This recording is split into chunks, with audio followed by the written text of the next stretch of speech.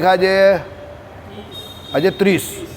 30 જાન્યુઆરી 2026 રોજના અનુક્રમમાં આપણે આ રામાનુજાચાર્ય કૃત વ્યાસસૂત્રનું શ્રી ભાષ્ય જે છે તે જોઈ રહ્યા છે.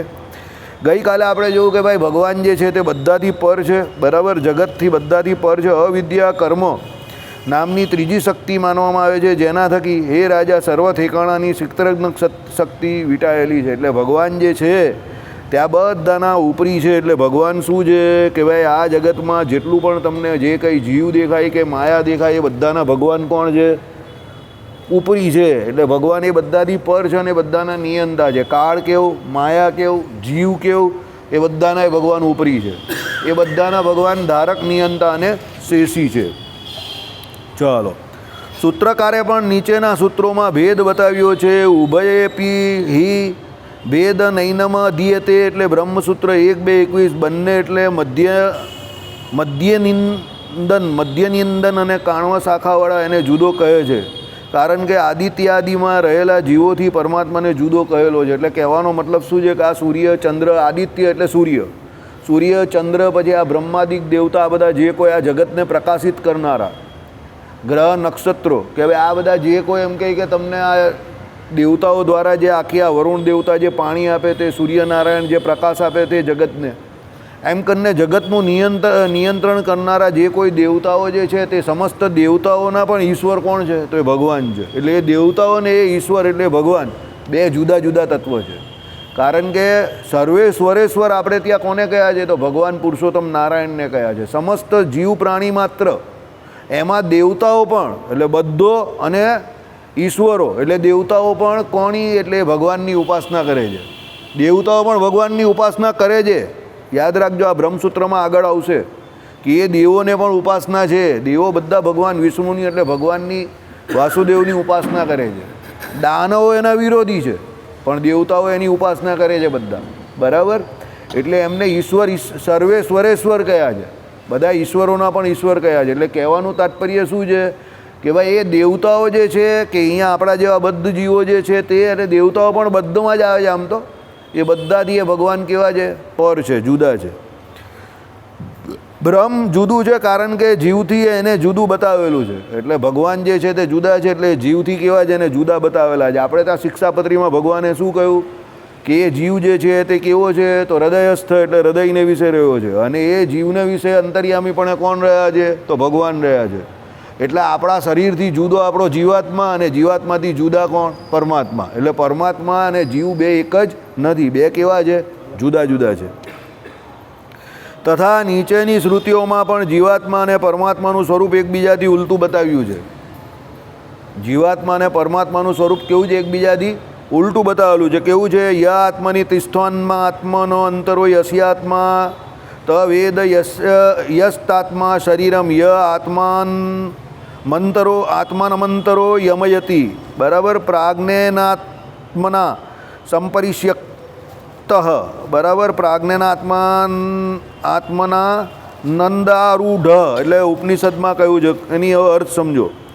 જે આત્મામાં રહેતો આત્માની અંતર છે, એટલે આત્માની અંદર રહેલો છે, આત્માની અંતર છે. એટલે એનો અર્થ શું કરેલો છે તે હવે જોવું પડશે. એક જ મિનિટ. હા, અંતર એટલે અંતરમાં રહેલો તેમજ જુદો છે, બરાબર. એટલે આત્માની અંદર રહેલો છે. ચાલો, જેને આ આત્મા જાણતો નથી. આપણે એ ભગવાનને જાણતા નથી, કોઈ અદ્રષ્ટા છે. આપણે કોઈ ભગવાનને આપણી અંદર એ ભગવાન રહેલા છે એને આપણામાંથી કોઈ જાણતું નથી. શાસ્ત્રોમાંથી આપણે સાંભળેલું છે, સત્પુરુષો દ્વારા શાસ્ત્રોમાંથી આપણે સાંભળ્યું છે કે ભાઈ એ જીવની અંદર એટલે આપણી અંદર એ ભગવાન રહ્યા છે, પણ આપણે એને જાણતા નથી. 100% નહીં જાણતા. જો જાણતા હોઈએ તો આપણે પાપ કર્મ ન કરીએ. આપણે એમને જોતા હોઈએ તો આપણે પાપ કર્મ ન કરીએ. આપણે એનાથી ડરીએ કે એ મને જોઈ રહેલો છે, એ મારા સમસ્ત કર્મને જોઈ રહેલા છે, એવું આપણે જ્ઞાન થાય. આપણે જો એ ખબર પડે તો આપણે પાપ કર્મ કરવાથી ડરીએ, પણ આપણે એ દેખાતા નથી એટલે આપણે એને જાણતા નથી, જેને કારણે આપણે આ પાપ કર્મને વિશે પ્રવર્તીએ છીએ. સમજો, આ કામ, ક્રોધ, લોભ આદિ જે કોઈ શત્રુઓ આપણે પીડે છે એનું મૂળ કારણ આ છે કે અદ્રષ્ટ છે, એ આપણે દેખાતા નથી, બરાબર. ચલો, જે આત્માનું અંતરમાં રહ્યો નિયમન કરે છે, એ આત્માનું શું છે? અંદર રહીને નિયમન કરે છે. આપણું નિયમન એ કરે છે, સમજો. એટલે આપણે પોતે આપણી જાતને જે સ્વતંત્ર માનીએ છીએ, કે આપણે એવું માનીએ છીએ કે હું કંઈ તિસ્માલ ખાન છું, કે બહુ મોટો મૂછ પર લીંબુ ફેરવતા હોય તો બધા લીંબુ નીચે પડી જાય, ગબડી જાય તમારે, બરાબર. મૂછ પર લીંબુ ફેરવવાના નહીં તો લીંબુ નીચે રસ્તામાં અટવાટા થઈ જશે. ઘણા લોકો આ મનસુખભાઈ એટલે જ મૂછ કાઢ નાખી, બરાબર, કે લીંબુની પ્રશ્ન જ નહીં આવે. આ સરદારજી રાખે છે, આ મૂછને તાવ દઈ જાય, બરાબર. એટલે બહુ મૂછ પર લીંબુને તાવ નહીં આપવાનો, નહીં તો ભગવાન છે ને બધું ભલું મૂછ દાઢી બધું નીકળી જાય. સમજી ગયા? એટલે શું કહ્યું કે ભાઈ એ કેવા છે તો આપણું નિયમન કરે છે. પ્રાગના આત્મા એટલે સર્વજ્ઞ પરમાત્માથી આલિંગાયેલો જીવાત્મા છે. એટલે આપણો જે આત્મા જે છે એટલે આપણે પોતે જે છે તે પરમાત્માથી આલિંગાયેલા છે. એટલે આલિંગાયેલા એટલે પરમાત્મા આપણી અંદર રહીને આપણું નિયમન કરે છે. પ્રાગના આત્મા એના ઉપર બેઠેલો છે, એના ઉપર બેઠેલો છે. એટલે એનો મતલબ એવો થયો કે આપણો એ આધાર છે એ ભગવાન. એ ભગવાન કંઈક આમાંથી આને ઉઠલાઈ નાખો છે એટલે શરીર છોડને આપણે ચાલ્યા જઈએ. શરીર છોડે પછી બી જીવાત્મા અંદર પેસવાનો પાછો પ્રયત્ન કરે છે કે લાવો આમાં ચાલ્યો જાઉં ને આ બધું કામ બાકી રહી ગયું તે થોડું કરી નાખું. પણ પેલા ભગવાન જે છે તે એને અંદર ઘૂસવા દેતા નથી, બરાબર. પછી ભગવાન કહે હવે તારું પૂરું થઈ ગયું કામ, તેરા ટિકિટ કેન્સલ, મુલાકાત કા વક્ત ખતમ હો ગયા, અભી તુમ કુછ નહીં કર સકતે. એટલે શરીરમાં કેટલો સમય આપણે રહેવું કે કેટલો સમય પછી એમાંથી બહાર નીકળવું એ આપણા હાથમાં નથી. નહીં તો કોઈ મરે જ નહીં. પેલો જિનપિંગને પુતિન નહીં કહેતા, બરાબર, કે અમારે 150 વર્ષ જીવવું છે. મેં કહું કંઈ જીવવાના નથી, એ તો જ્યાં છે એનું લખેલું હશે એટલું જીવશે. ગમે એ કરતા હોય, લોહીમાં નાતા હોય કે ગમે તે કરતા હોય ને, એ તો આસુરી શક્તિવાળા એવા બધા બહુ આવ્યા આના પહેલાં પણ કે અમારે અમર થઈ જવું છે, બરાબર. હિરણ્યાક્ષને હિરણ્યા કસુપીને બધા ઘણા આવી ગયા, કંસ જેવા, પણ બધાને ભગવાને એના ટાઈમ પર ઉખાડી નાખ્યા. આ પણ ઉખડી જશે, બરાબર. એટલે કોઈ ગમે એવો દાવો કરે, કોઈ ગમે એવો મજબૂત દેખાતો હોય, પણ એની અંદર રહેલા પરમાત્માએ તો જ્યાં સુધી શાંતિથી એને રહેવા દે ત્યાં સુધી એ રહે, પછી એને ઉઠલાઈ નાખે એટલે ઉઠલી જાય, બરાબર. ચાલો, તેમ સાધનના અનુષ્ઠાનથી અવિદ્યા છૂટશે ત્યારે પરમાત્મા સાથે જીવાત્માના સ્વરૂપની એકતા થશે એમ પણ સંભવતું નથી. એટલે સાંભળો, પરમાત્મા સાથે જીવાત્માની એકતા થશે એટલે ભાઈ તમારો સાધનનો અંત આવી જશે. એટલે અદ્વૈતીઓ શું કહે છે, તમે જે સાધન કરો છો એ તો તમને બ્રહ્મ જ્ઞાન થાય એટલે તમે તમારી જાતને બ્રહ્મ તરીકે ઓળખી જાઓ. એટલે અત્યારે તમે અજ્ઞાન અવસ્થામાં છો, એટલે તમારા સાધન જેવા પૂરા થશે એટલે તમે પોતે જ બ્રહ્મ થઈ જશો. એટલે તમે બ્રહ્મ જોડે એકતાને પામી જશો. એટલે તમે પોતે જીવ તરીકે નહીં, જીવ એ પોતે બ્રહ્મ જ છે એમ કરીને બંને એક થઈ જશે, પાણીમાં પાણી મળે એવી રીતે. પણ એવું થવાનું નથી, કારણ કે એ ભગવાન અને એ જીવ કાયમ માટે કેવા છે, જુદા જ છે. રાજા કહીને કે ભાઈ તમે પણ છો તો મનુષ્ય જાતિના જ અને હું પણ છું તો મનુષ્ય જાતિનો જ, પણ તમારા બોર્ડર તમારી કઈ, તો આ મારા ઘરની જે આ બહારની જે દિવાલ જે છે તે તમારી બોર્ડર. તમારે જે કોઈ વાત ચર્ચા કરવી હોય તો આ બોર્ડરની બહારથી કરવાની. આ મારો મહેલ છે તે મારું પોતાનું ઘર છે, એમાં તમે પ્રવેશ કરી શકો નહીં. રાજા હું ખરો, તમારું કામ કરવું કે સેવા કરવી એ મારો ધર્મ છે, પણ તમે મારા પ્રાઇવેટ પ્રોપર્ટીમાં ઘૂસી ન શકો. કારણ કે રાજા તમારો ખરો હું, પણ પ્રોપર્ટી આ કોની છે, મારી માલિકીની છે, એટલે તમે એમાં ન ઘૂસી શકો. એટલે જીવ જે છે તે કદાપી પર પરમાત્મા બની શકતો નથી. એટલે શું કહ્યું અહીંયા, શારીરક ભાષ્ય પ્રમાણે આ અવધૂલોમી મુનિનો સિદ્ધાંત હતો, શાંકર વેદાંતનો આ સિદ્ધાંત નથી. એટલે અવધૂલોમી મુનિનો આ સિદ્ધાંત હતો કયો, કે ભાઈ એ અજ્ઞાન દૂર થાય એટલે જીવ અને બ્રહ્મ કેવા થઈ જાય, એક થઈ જાય, બરાબર. પણ એ સિદ્ધાંત કેવો છે, ખોટો છે, સાચો નથી. કારણ કે જેનામાં અવિદ્યા રહી શકે છે તે જીવ, જેનામાં અવિદ્યા રહી શકતી નથી તે પરમાત્મા થઈ શકે જ નહીં એમ કહ્યું છે. એટલે તમે એમ કહો કે ભાઈ એ જીવને વિશે અવિદ્યા રહી શકે ને પછી એનામાં એમ કહે કે જ્ઞાન થાય એટલે એ જ પરમાત્મા થઈ જાય, તો ભાઈ એ જીવમાં અવિદ્યા રહી શકે પણ પેલા પરમાત્મામાં અવિદ્યા કેવી રીતે થાય, બરાબર. એટલે એ જીવ જ કયો છે. એટલે શું કહ્યું, જેનામાં, એટલે તે જીવની અંદર અવિદ્યા રહી છે તેનામાં એમ કહી કે શું કહ્યું, જેનામાં અવિદ્યા રહી શકતી નથી તે પરમાત્મા થઈ શકે નહીં એવું કહ્યું છે. એટલે એ જીવ પોતે જો અવિદ્યા એને વળગી હોય, બરાબર, તો પછી એની અવિદ્યા ચાલી જાય તો ભગવાન કેવી રીતે બની જાય. કારણ કે ભગવાન જે છે તે તો ત્રિકાળ બાધિત તત્વ છે. અવિદ્યા માયાથી એ ભગવાન ત્રણે ત્રણ કાળમાં કેવા છે, જુદા છે, પર છે. માયા તો એમની શક્તિ છે, એટલે યત્ર ત્રિસર્ગો મૃષામ, એટલે શું, ત્રણેય કાળમાં એ જે માયાના સત્વ, રજ અને તમ એ ત્રણ ગુણથી એ ભગવાન કેવા છે, પર છે, અલિપ્ત છે. તો પેલો કહે કે ભાઈ પહેલાં એને અવિદ્યા વળગેલી હતી ને પછી જ્ઞાન થયું એટલે દૂર થઈ ગઈ અને એ ભગવાન થઈ ગયો. તો એ કેવી વાત છે, ગપ્પમ ગપ્પે ગપ્પા, હા, એવું કંઈ બને નહીં. અવિદ્યા કે માયા દૂર થાય એ પણ જીવની જ દૂર થાય, અને જીવ પોતે પોતાના સ્વરૂપના જ્ઞાનને પામે અને બહુ તો પરમાત્માના સ્વરૂપના જ્ઞાનને પામે, પણ એનાથી એ પોતે કંઈ ભગવાન થઈ જતો નથી. જો કોઈના ઘરે જવું ને કોઈના ઘરના માલિક થવું એમાં બહુ મોટો ફરક છે. હું તમને પ્રેમથી માં ઘરે બોલાવું એટલે એનો મતલબ એવો થોડો તમે મારા ઘરના માલિક થઈ ગયા. એમ તમે ભગવાનના ઘરે જાઓ, ભગવાનના ધામમાં જાઓ મુક્તિ પામીને, તો તમે કંઈ એ ધામના માલિક નહીં થઈ જતા. એ તો ભગવાન પ્રેમથી તમને એનું ભજન કરો છો તો એના ધામમાં બોલાવે છે અને રાખે છે. ભાઈ તમે એમ કહો કે ભાઈ આનો હું માલિક છું, ભગવાન કહે વાહ રે વાહ ઉસ્તાદ મેરી બિલ્લી મુજી સે મી આવો. ભગવાન કહે આ ધડકાને ફૂટબોલ કર, બરાબર. એટલે પછી ભગવાન એને શું કરે, હા પેલો ભસ્માસુર હતો ને શિવજીની ઉપર જ આમ હાથ મૂકવા ગયેલો ને, શિવજી એને વરદાન આપ્યું જેની ઉપર હાથ મૂકશે એ ભસ્મ થઈ જશે. તો એને થયું પહેલાં શિવજી પર જ હાથ મૂકી દેવું, બરાબર. શિવજી દોડતા થઈ ગયા, આ મારી પાછળ દોડે ચોક્કસ મારી પર જ હાથ મૂકવાનો, બરાબર. બહુ દોડ્યો. પછી શિવજીએ ભગવાન વિષ્ણુનું ચિંતન કર્યું કે હવે મને આમાંથી બહાર કાઢો, બરાબર. વિષ્ણુ કહી કે હાલા પહેલાં તે વરદાન કેમ આપ્યું તમે એને? તે કહી કે હવે વરદાન આપતા પહેલાં હું તો ભોળાનાથ છું, આપી દીધું. મને શું ખબર કે અશોકભાઈ પછી મારી પાછળ જ દોડશે, બરાબર. એટલે વરદાન આપતા તો અપાઈ ગયું, પણ પછી દોડવાના મારી પાછળ જ.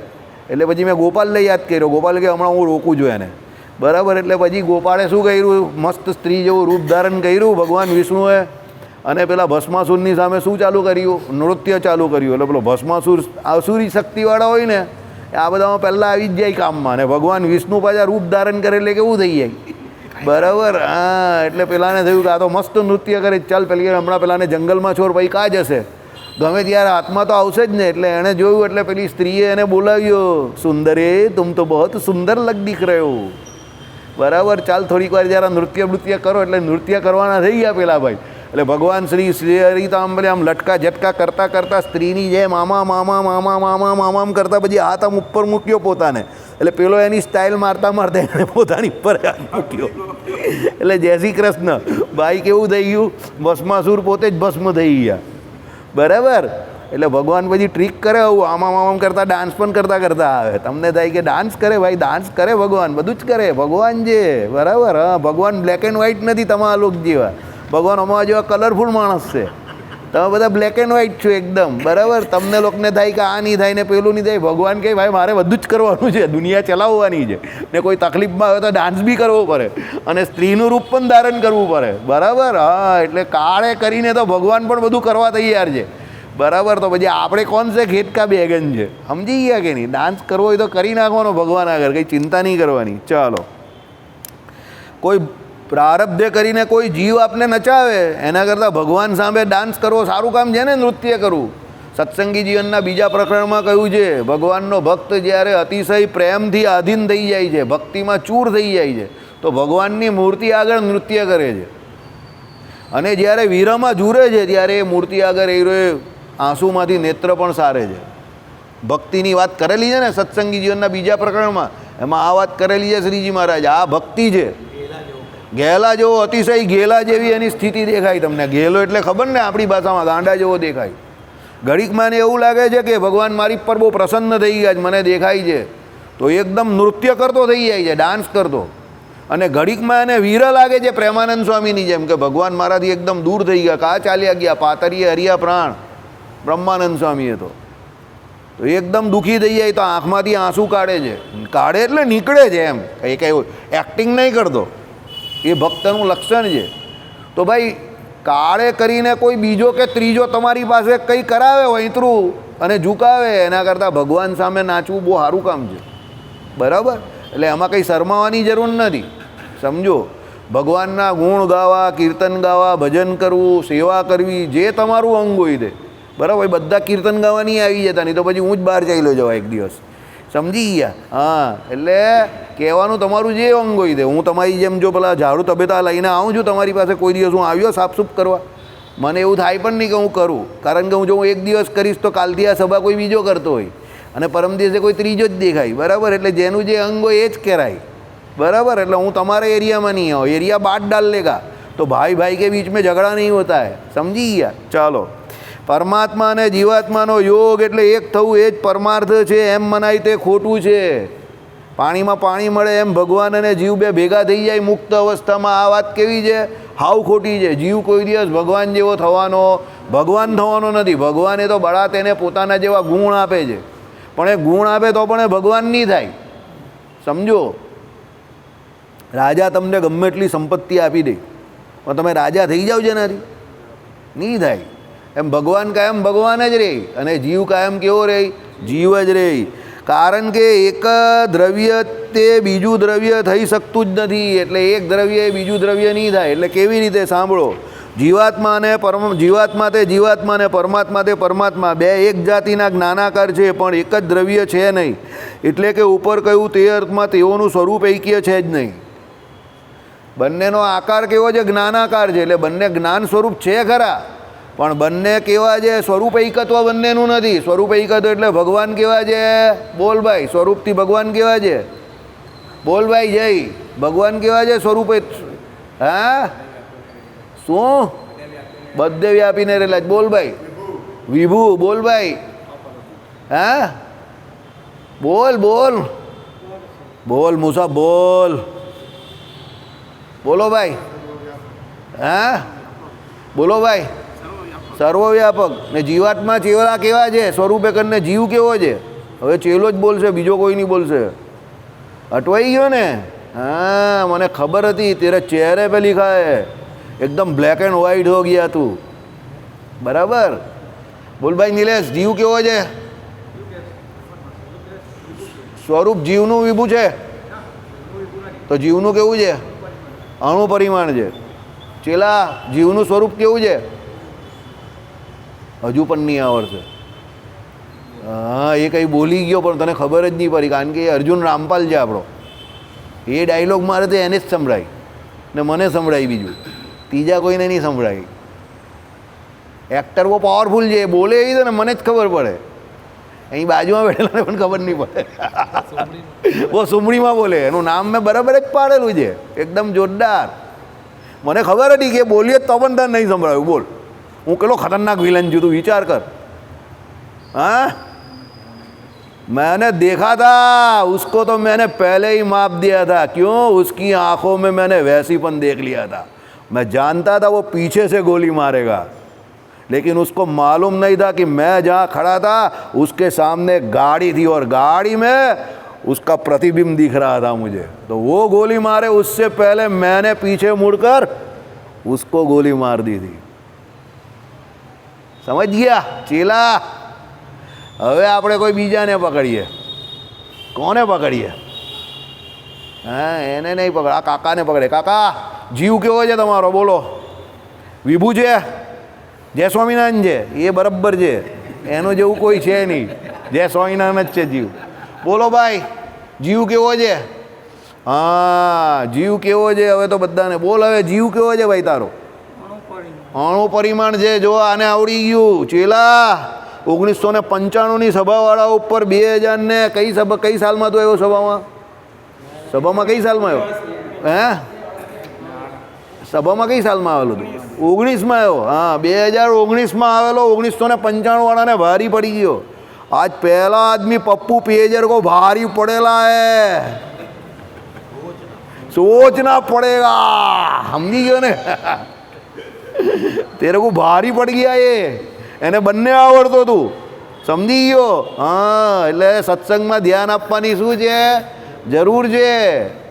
ઘસારો લાગે એના ઉદાહરણથી એને ઝાંખો પાડવા નહીં કહેતો. તમને શું કહું છું? ભગવાનની આજ્ઞા છે ભક્તિ અને સત્સંગ રોજ કરવો. તમે એવા વહેમમાં રહેવું ને તો ભૂલી જાઓ, ઘસારો લાગી જાય બુદ્ધિને. આપણે ગાવાનું બંધ કરીએ તો પછી તરત ગવાય નહીં, હિંમત તૂટી જાય આપણી. તમે કોઈ જગ્યા પર રોજ સરકારી કચેરીમાં ને એમાં સાહેબોને મળતા હોવ ને, તમારો કોન્ટેક્ટ છૂટી જાય ને 2-3 મહિનાનો, તો પછી જતાં જરા આમ પગમાં વજન લાગે. તમને આમ જરા કોન્ફિડન્સ ડગમગી જાય કે આ સાહેબ પેલો પહેલાં જેવું થતું હશે અત્યારે, એવું તમને થાય. એવું બટ નેચરલ છે, આ આપણી માનસિકતા છે. પણ તમે રોજ જાઓ તો બહુ આસાન થઈ જાય બાજુ. એટલે અહીંયા આજે સમજવાનું છે તો આખી જિંદગી યાદ રાખજો. આ શ્રીજી મહારાજનો પણ સિદ્ધાંત છે કે સ્વરૂપ એકત્વ નથી આપણું ને ભગવાનનું. સમજજો. આપણે કેવા છે? અણુપરિમાણ છે, અને પરમાત્મા કેવા છે? સર્વવ્યાપક છે. તો સ્વરૂપથી આપણે ને ભગવાન કોઈ દિવસ એક થવાના નથી. પાણીમાં પાણી મળે, લોટામાં પાણી લેવું અને ડોલમાં પાણી લેવું. હવે લોટાનું પાણી ડોલમાં નાખો તો પછી લોટાનું પાણી કયું છે, ડોલનું પાણી કયું છે, તે તમે નક્કી નહીં કરી શકો, જુદું પણ નહીં પાડી શકો. એમ ઘણા મતો એવા છે કે જેમાં એવું માને છે કે આ જીવ દેહ છોડે, ભગવાનનું ભજન એને કરેલું હોય નિરાકાર બ્રહ્મનું, તે ભગવાનમાં અંદર લીન થઈ જાય તો એ પોતે ભગવાન થઈ જાય. ના, એ ખોટી વાત છે. એ અક્ષર બ્રહ્મના તેજમાં લીન થાય છે, એ ભગવાન નહીં થઈ જાય. તો ઉલટી એની પોતાની ઓળખાણ ચાલી જાય, અને ભગવાનનો તો એને યોગ જ નહીં થતો. આપણે તો ભગવાનનો યોગ થાય છે. પ્રત્યક્ષ ભગવાનના પરરૂપનો જે જીવે અહીંયા મૂર્તિ પૂજા કરી હોય ને ભગવાનને સદા સાકાર માનતો હોય, એને પ્રત્યક્ષ ભગવાનનો અક્ષરધામમાં પણ યોગ થાય છે. સમજ પડી? આ બહુ મહત્ત્વનો મુદ્દો છે, હસવાનો મુદ્દો નથી. ચેલાને લઈને મેં એટલે કહ્યું કે આ આખી જિંદગી યાદ રાખજો. પ્રાપ્ય અને પ્રાપ્તિ આપણી શું છે? સદા સાકારની છે ઉપાસના. પ્રાપ્ય જે છે તે જ પ્રાપ્ત કરવાના છે. તે પ્રાપ્ત કોણ કરવાના છે? જે અહીંયા પ્રાપ્ય છે કયા છે? મૂર્તિ રૂપે સદા સાકાર. અને પ્રાપ્ત કોને કરવાના છે? અક્ષરધામમાં જે છે તે પણ કેવા છે? સદા સાકાર. તો આ સાકારની દ્રઢતા હોવી જ જોઈએ. આપણા સંપ્રદાયમાં ઘણા બધા ફાંટા પડેલા છે. આ બાપુને પેલા બાપુને, ઉપરવાળા ભાઈને નીચેવાળા ભાઈને, ફેંડ બાપુને આ બાપુ, બધા બહુ બાપુ છે. પણ બધામાં એક બાબતમાં ક્ષમતા છે. કઈ બાબતમાં? બધા ભગવાનને સાકાર માને છે. અત્યાર સુધી કોઈ નિરાકારવાળો આપણામાં નથી આવ્યો. ભગવાનની એટલી કૃપા છે. બાકી બીજા બધામાં ફેંકાફેંકી કરે છે, પણ આ મુદ્દા પર બધા એક છે. સમજો. કારણ કે શ્રીજી મહારાજે વચનામૃતમાં ચોખ્ખું કહ્યું છે કે ભગવાનને આકાર વિનાના કહેવા એ ભગવાનનો સૌથી મોટો દ્રોહ છે. કોઈ રાજા હોય અને એને તમે આંખ કાન નાક વગરનો કહેવું તો એ રાજા કેવો અકળાઈ જાય? અરે કોઈ માણસને જ તમે કહું કે ભાઈ જરા કાણીઓ છે કે જરા બહેરો છે તો પેલો અકળાઈ નહીં જાય કોઈ પણ? એ હું કંઈ બહેરો નહીં, તારો આમ કરીને પેલો બીજું કંઈ બોલશે. સમજી ગયા? તો ભગવાનને કોઈ નિરાકાર કહે તો ભગવાનનો બહુ મોટો દ્રોહ છે. એટલે ભગવાન શું કહે? આ જે તમને નિરાકાર બ્રહ્મ એટલે ભગવાનનું તેજ દેખાય છે તે તો એનું મૂર્તિનું જ તેજ છે એમ માનવાનું. કંઈ નહીં સમજ પડે ને તો આ એક હથોડા જેવી સમજણ રાખો કે જે તેજનું બિંબ જે છે કે જે તેજ છે તે કોનું છે? મારા ભગવાનની મૂર્તિનું તેજ છે એમ સમજવાનું, તો પણ ચાલશે. પણ ભગવાન સદાને માટે કેવા છે? સાકાર મૂર્તિમાન છે. જીવ અને પરમાત્માનું સ્વરૂપ એકત્વ કોઈ દિવસ સંભવતું નથી. એટલે નથી. સમજી ગયા? એ ભગવાન ભગવાન જ રહેવાના અને આપણે જીવ જ રહેવાના. આ આપણો શ્રીજી મહારાજનો સિદ્ધાંત છે. 121માં શ્લોકની ટીકાની અંદર આની વિસ્તૃત જાણકારી આપેલી છે. કયો શ્લોક છે? 121મો. બરાબર. એમાં આપણે મુક્તિની જે વાત કરેલી છે તે ભાષ્યમાં આ પ્રમાણે એનું લખેલું છે. કયું ભાષ્ય? શિક્ષાપત્રી ભાષ્ય. ચાલો, હવે શું કહ્યું? મુક્ત એના જેવો થાય છે એમ ભગવદ્ ગીતામાં કહેલું છે. હવે એના જેવો થાય છે, ભગવાન નહીં થઈ જતો તો એના જેવો કેવી રીતે? સાંભળો. તદમર્તાપતિ એટલે એના ધર્મવાળા હોવાપણું એ નહીં, પણ એના જેવા થવું તે. પ્રથમના 43માં વચનામૃતની ટીકા. શું કે ભગવાન બળા તેને પોતાના જેવા સમગ્ર ધર્મો જે છે તે આપે છે. એટલે મમ સાયુજ્ય. ભગવાન એના જેવા બધા ધર્મો કોને આપે છે? પેલા ભક્તને આપે છે. 4 પ્રકારની મુક્તિ પણ ભગવાનનો ભક્ત ઈચ્છતો નથી. 4 પ્રકારની મુક્તિ કોઈને યાદ છે? ફટાફટ બોલ મનીષ. ઊંઘી નહીં જા વચ્ચે વિચારમાં નહીં ચાલ્યો જા. અહીંયા હાજર રહે. 4 પ્રકારની મુક્તિ યાદ છે? દીપક બોલ જલ્દી ફટાફટ. અરે સાયુજ્ય પહેલાં કા આવે યાર? સાયુજ્ય તો છેલ્લે છે ભગવાનવાળી. પહેલી હા સામી. હા સારિષ્ટ. ચાલ. હા અને હાઈટ સાલોક્ય મેઇન રહી ગયું. પહેલી સાલોક્ય આવે, યાદ રાખજો. જો ભૂલ નહીં પડે એની તમને રીત બતાવું. પહેલી સાલોક્ય એટલે ભગવાનના લોકમાં જવું. લોકમાં જાય પછી સામીપ્ય આવે તો પાછો જે પાસે પહોંચે. યાદ રાખવાની રીત સમજો તો ભૂલ નહીં પડશે. પહેલાં ભગવાનના લોકમાં જાય એટલે કઈ આવે? સાલોક્ય. પછી લોકમાં જાય પછી જ નજીક પહોંચો ને. તમે કોઈના ઘરે જાઓ પછી નજીક પહોંચો ને, કાંઈ હવામાં અદ્ધર થોડા પહોંચવાના જ. એટલે પછી કઈ યાદ રાખવાની? સામીપ્ય. પછી એની નજીક જાઓ પછી એના જેવું ઐશ્વર્ય પ્રાપ્ત થાય કે નહીં? એટલે પછી કઈ આવે? સારિષ્ટ. હવે ઐશ્વર્ય પ્રાપ્ત થયું તો તમારું રૂપ બૂપ બી જોરદાર થઈ ગયું. એટલે પછી શું થઈ ગયું? સારું પૈકત્વ. આ યાદ રાખવાની રીત છે. સારું પૈકત્વ એટલે ભગવાન જેવું રૂપ પ્રાપ્ત થવું. બરાબર. સારું પેકેટવે નહીં, સારું પૈકત્વ. સારું પૈકત્વ. 2 પની ઉપર 2 કાના. તમે સમજો રીત. સારું પૈકત્વ. સમજો, યાદ રાખવાની રીત એકદમ સરળ. હું ભગવાનના ઘરે ગયો એટલે સાલોક્ય, ભગવાનના લોકમાં જવું. ભગવાનના લોકમાં ગયો, ભગવાનને મળ્યો એટલે ભગવાનને સામીપ્ય, ભગવાને બેહાડ્યો, આજા ફસાજા એટલે સામીપ્ય થયું, એટલે ભગવાનની સમીપ પહોંચ્યો. ભગવાનને સમીપ પહોંચ્યો એટલે ભગવાન મારી પર રાજી થયા હોય તો જ થાય આ કામ. એટલે ભગવાને એના જેવું શું આપ્યું મને? ઐશ્વર્ય આપ્યું, બધું ઐશ્વર્ય આપ્યું. એટલે તમારું રૂપ બૂપ કેવું મસ્ત થઈ જાય, એકદમ હેન્ડસમ જેવી દેખાતા થઈ જાવ, એટલે સારીસ્ત થઈ ગયું. યાદ રાખવાની રીત મળી ગઈ. પહેલું કયું આવે? બોલ ભાઈ મનીષ, હવે તું બોલ. મનીષ કોણ છે અહીંયા આજે? ચાલ બોલ. પહેલું શું આવે? પહેલાં કાં જાય તું? ભગવાનના લોકમાં જાય એટલે શું આવે? સાલોક્ય. ચાલો સાલોક્ય બોલો. સાલોક્ય બોલ બાજુ, ગભરાયા નહીં કર. હા સાલોક્ય, કંઈ શરમાવાનું નહીં. મને પણ નહીં આવડતું હતું 1995માં, પછી આવી રીતે જ આવડું. પછી સાલોક્ય, ભગવાનના લોકમાં ગયો, પછી ભગવાનને મળ્યો એટલે શું થયું? ભગવાનને સમીપ ગયો. સમીપ ગયો એટલે કઈ થઈ મુક્તિ? બીજી સામીપ્ય. કઈ થઈ? સામીપ્ય. ભગવાનને મળ્યો એટલે ભગવાન તારી પર રાજી થયા, એટલે ભગવાને તને એના જેવું ભગવાન જેવું ઐશ્વર્ય આપ્યું. તો કયું થયું? સારિષ્ટ. કયું થયું? સારિષ્ટ. હવે ઐશ્વર્ય આપ્યું એટલે તું મનીષમાંથી એકદમ ગોપાલ કરતાં બી ટોપ દેખાતો થઈ ગયો. એટલે તું કેવો થઈ ગયો? સારું પૈકત્વ. બોલ. સારું પૈકત્વ. સારું બોલ. પૈકત્વ. સારું પૈકત્વ. હવે આ 4 પ્રકારની મુક્તિને પણ ભગવાનનો ભક્ત ઈચ્છતો નથી. તો શું ઈચ્છે છે? બોલ. ભગવાનની સેવા ઈચ્છે. એટલે ભગવાન શું કરે એને ત્યાં જઈને?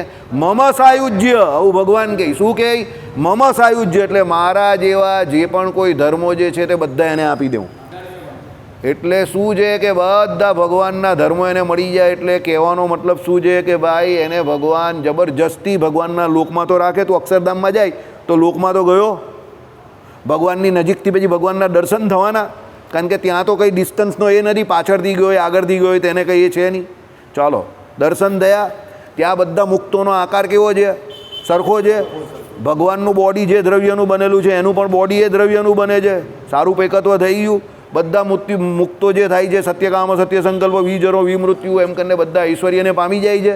ધર્મબુદ્ધ જ્ઞાનનો એનો શું થઈ જાય છે? વિસ્તાર થઈ જાય છે. ભૂત ભવિષ્ય અને વર્તમાન 3 કાળને એ જાણતો થઈ જાય છે. એટલે એને બધા ઐશ્વર્ય પ્રાપ્ત થઈ ગયા.